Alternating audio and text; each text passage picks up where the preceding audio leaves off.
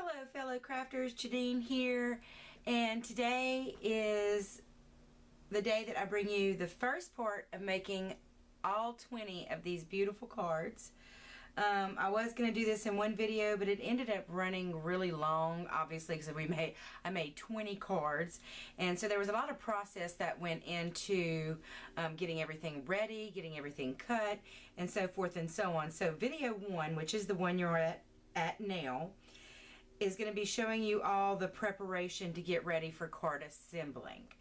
And then part 2 is going to be kind of a fast forward set to music where you see me assemble these cards one at a time. For the most part, my battery ran out on me at the last couple of cards, so you get to see most of them being assembled. But anyway, so this is video 1, and you're going to see how to get prepared to mass assemble cards, or if you're making a lot of cards, like I'm sure when you start making Christmas cards, you're going to be making a lot of cards at once. So this will help give you some tips on how to make the process go much quicker. So anyway, let's get started. Okay, when it comes to mass producing cards, you know, if you're going to be making invitations like you saw in my last video for the Thanksgiving invitations, or if you're doing Christmas cards, whatever, there's going to come a point, generally, if you are a card maker, where you're going to be mass producing the same or similar style of card. And this is what I found works well for me, is repetitive motion. So if you do the same thing, so let's say I had all this cardstock that had to be cut out, scored, and folded. So if I did all the cutting back to back, like cut, until I got all the pieces I needed cut down to the right size, and then scored, and then folded, and you know, creased, pressed at the same time. That doing those repetitive motions actually makes things go faster than trying to build, like, say, one card at a time, where you cut this card out, you score it, you fold it, you apply decorative paper to it, then you make one element to go on top, maybe a watercolor piece, then do some stamping for that, blah blah blah blah blah. It will take you forever to make the same amount of cards. So I started by, now these white cards were already cut to size and scored, so all I had to do was fold them and crease them. But for all the rest of my cardstock, and this is the cardstock that came with the kit. So I cut all the pieces in half, and then I pulled some cardstock from my own stash so that I could get up to the number of cards that I needed to make, and I cut it all in half. And then I scored all the pieces, and then I folded all the pieces and creased them until I had the number of cards to work with that I wanted. And then I did the same thing with the decorative paper. I mean, I pretty much already knew, you know, what size I needed the paper to be. So I went ahead and cut all the pieces of paper that came with the card kit. I pretty much decided really quickly which side I wanted to be the side I was going to work with, and then cut around the pattern design to the size that I needed it to be. And then I pulled some decorative papers from my stash that I felt worked well with this card kit that I'm going to be incorporating in the cards as well, because this paper that came with the card kit wasn't quite enough for the number of cards I wanted to make. So cut all these papers down to size at the same time. And then once I was done with that, then I took my watercolor paper and I cut it down to size, and because I'm going to be watercoloring for a background for my stamping. So I got all that watercolor paper cut down to size, and then I took several pieces of it on a large piece of cardboard and went ahead with some painter's tape and taped everything down. So this one piece of cardboard represents half of the cards I'm making. And then I'm keeping all of my elements in this little organizer tray. I think it's for the refrigerator or for a shelf or something like that. I got it at Walmart for a couple of dollars. So it's just helping me keep all my pieces together until I'm ready to use them. Oops. So that nothing gets lost, because I have a terrible habit of setting something down on my desk and then it gets lost on my desk amidst all the other craziness going on. So what I'm going to do is I'm going to watercolor these pieces really quick, because this is not something that I'm doing an exact design. I'm just making a colorful background for my stamping, a soft colorful background, because I could have stamped just on white or just on colored paper, and that would have been pretty, but I really wanted to do this watercoloring in fall colors that'll match the background papers. So anyway, I'm gonna zoom out, and then I'm gonna start watercoloring rather, and but I'm gonna when I edit this video, I'm going to put it on, fast forward, so that it'll go fairly quickly for you guys. So anyway, let me zoom out and I'll get started with my watercolor.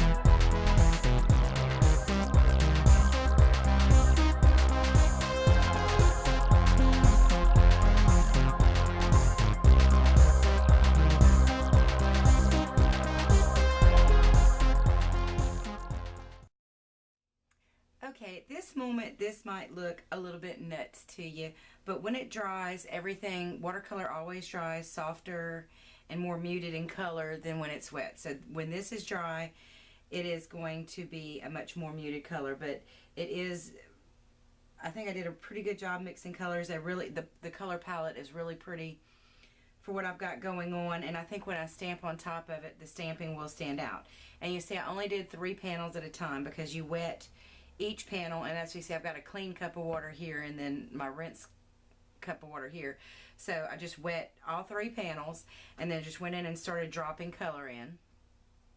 And so I'm going to do that for these 3 panels, and I'm going to do the same process for the next 3 panels. So it's going to be identical to this. So what I'm going to do basically is just come back when I've got all of that completed, and then we'll move on to the next step while this watercolor is drying. Alright, I got paint down on all of these panels. This is about, we'll see. I'm not sure how the stamping is going to work out just yet. This might take care of my whole project, but it may not. I might be able to get 2 out of each of these cards, but I may end up having to watercolor some more. I've got plenty of paper, watercolor paper cut if that's the case, but what I'm going to do once this dries is I'm going to stamp this sentiment. So yeah, I might be able to cut this in half and get all that I need. But before I stamp the sentiment, I think what I'm going to do is I'm going to test one piece with these more solid leaves and stamp, kind of add to the background with the leaf, and then stamp this sentiment over it with, I think I'm going to use the one that says, P.S. that includes you. So those are, well, I don't lose it before then. So I believe that's what I'm going to do, is stamp this sentiment somewhere about here, and then the P.S. that includes you. And so yeah, this might be more than enough watercoloring background for what I need. And like I said, before I do that, I'm going to stamp the leaves to kind of really add to that fall theme. I may not do that for all of them though, just try a couple of them without and see what we get. But anyway, so while I'm going to set this aside, and while it's drying, we're going to move on to the next piece of the puzzle. Okay, now for the next stage, I am going to figure out what papers I want to go with which colored card bases. Because obviously I don't want things that would clash or be unpleasant visually.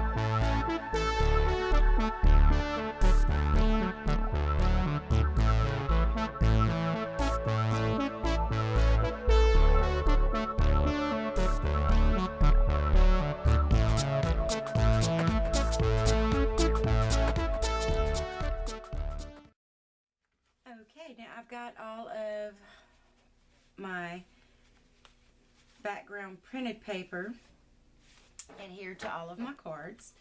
The next step, I am going to print my, or stamp my Handmade by Janine Rick stamp on the back of each card.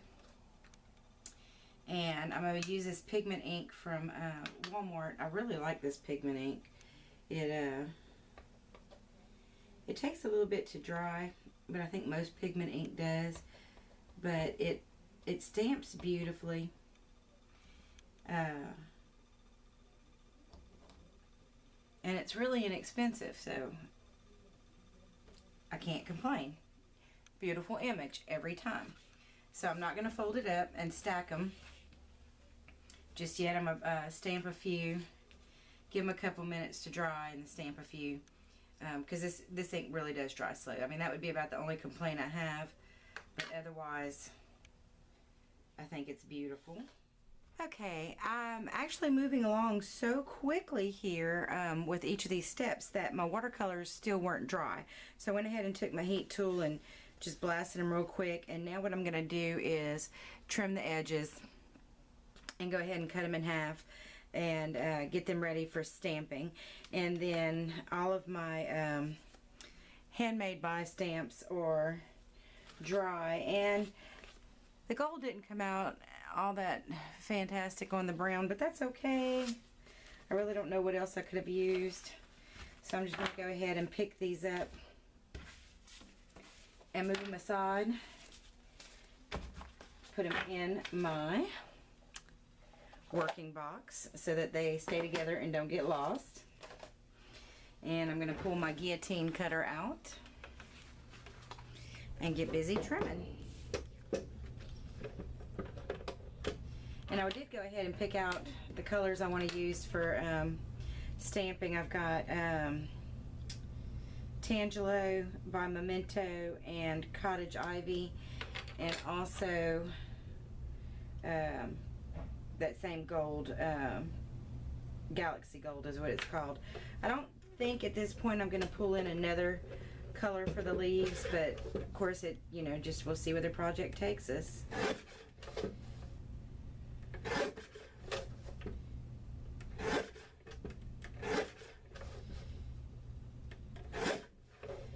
Alright, you see how nice that comes out. Let's see about what we're left with when it's over with. See, 1, 2, 3, 4, 5, about 5.5 inches. So we want to cut that down to, let's see, 5.5 inches divided by 2 is 2 3/4. Okay, so give or take. Let me cut one first and see how the stamp looks with it.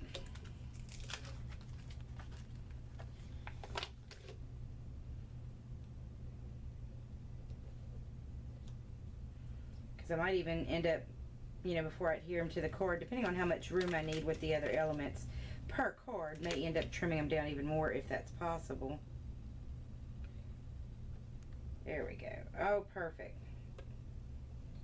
That's going to work out really well. I really thought at first that I wanted to use the more solid stamps for the stamping, but now that I'm looking at it and thinking about it, I really think I want to do the more outlined stamps, because I think the solid would be too much. It would be too heavy, and then it would be hard to stamp the sentiment over. So I'm going to use the two stamps that are more of just outlines, and I've just got a small stamping block. So you can see I already lined out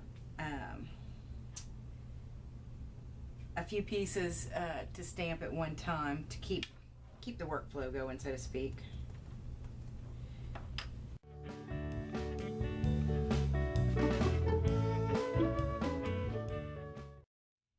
Trying to decide is if I'm going to use any color at all or just stick with the gold, because I'm really liking the way the gold's looking.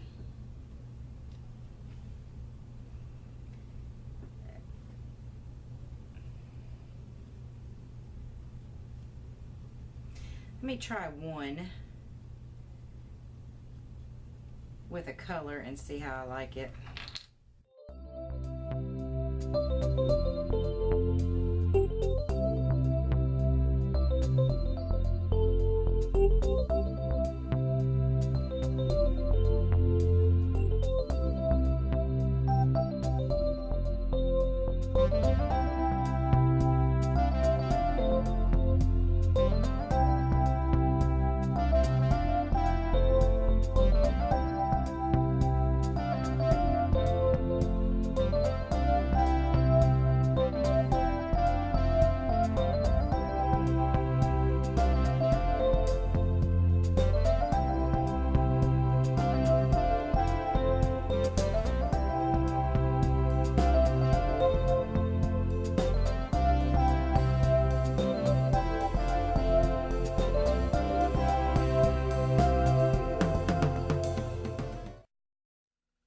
Okay, the next step is another part of kind of the bones of the card before we get to decor. I know I keep promising the decoration, but then it occurs to me we have another step that we need to do.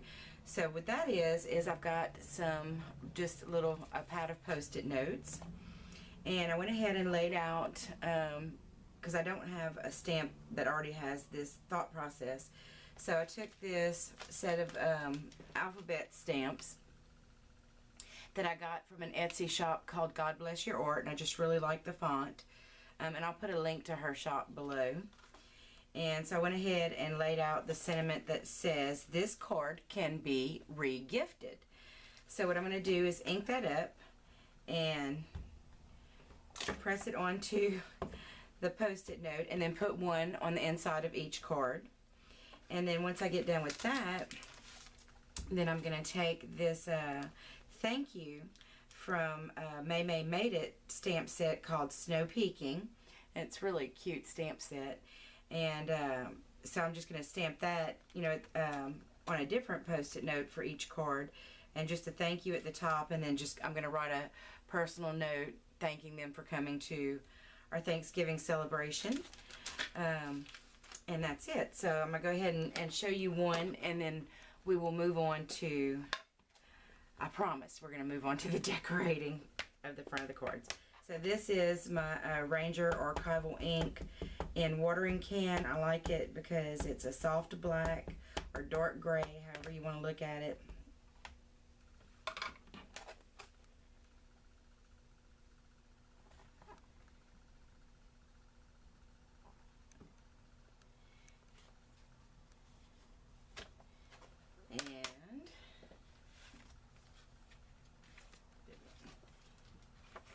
Go ahead and just put that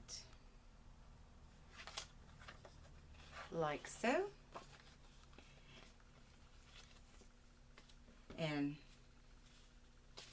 I'll just keep going with that until I've got all done. And I did go ahead and increase to 20 cards because our Thanksgivings have a tendency to grow, and the guest list has a tendency to grow as it goes along.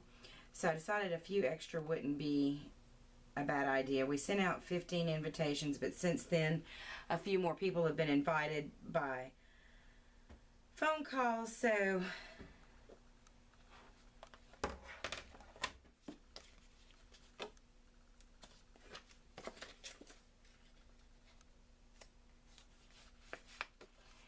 and there we go.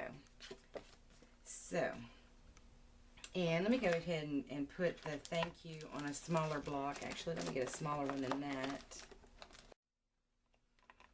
Okay, and I'm going to use that same watering can color. And I'm going to stamp this towards the top of the Post-it note.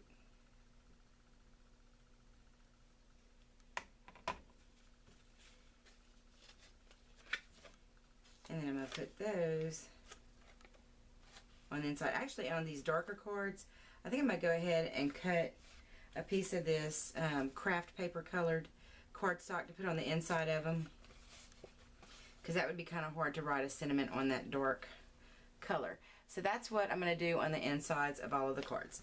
So I'm going to get that done and be back in a few. Well, that was a lot of work, but it was so worth it to get all that preparation out of the way. So stay tuned. Next video that you're going to see, I think, is going to be on Monday, and is where you're going to be able to see me assemble all of the cards. So stay tuned for that. It was a lot of fun, I tell you. This really pressed my creativity, and I am surprised and pleased with what came out of me creatively in this process. So come back next week and you're going to be able to see part 2 of this video.